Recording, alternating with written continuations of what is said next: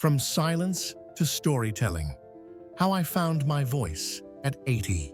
Margaret, an 80-year-old woman living in a small town, had always been the quietest in her family. For many decades, she lived a life of discretion, rarely sharing her past. Despite having gone through major historical events like World War II and the Civil Rights Movement, she had never shared those stories. Every time her family became curious about her past, she would simply smile and shake her head, keeping her memories to herself. Although she deeply loved her family, she felt an ever-growing distance.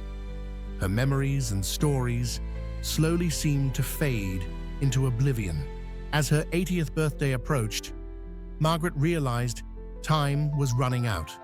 She wanted her children and grandchildren to understand more about their roots, about the days gone by, so that her family's story wouldn't be forgotten.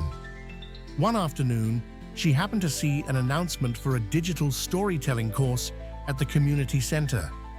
Although she had never heard of the term digital storytelling before, she decided to join, seeing it as an opportunity to begin sharing her story. The course was taught by a young, energetic instructor named Lisa. Lisa not only taught Margaret how to use a smartphone, but also helped her overcome her initial hesitation. She taught Margaret how to record stories, the smallest details, and most importantly, how to make those stories come alive for her listeners.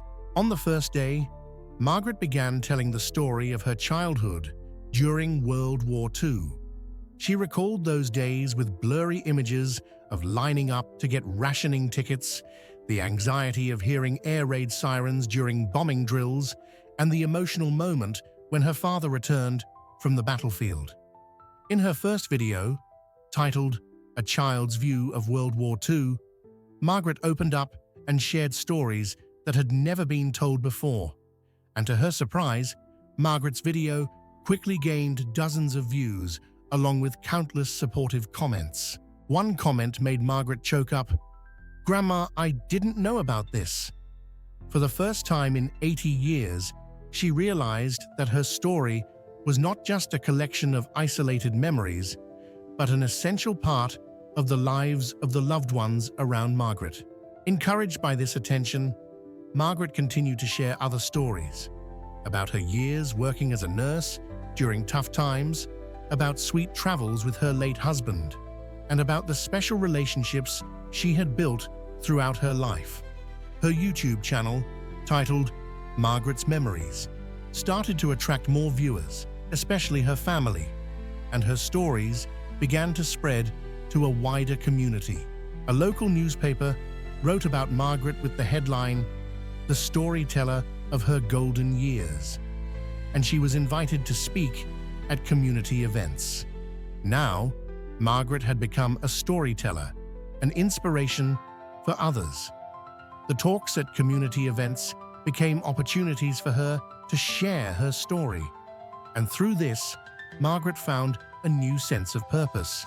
The YouTube channel, Margaret's Memories, has become not only a valuable resource for her family, but also a living testament to the power of personal legacy. Margaret has found that her stories not only connect the past to the present, but also inspire younger generations to better understand the value of memories and past lives. At the end of every video, Margaret always shared a message from her heart. Do you want to share the story of your life? Send us your video, and together we will preserve these priceless legacies.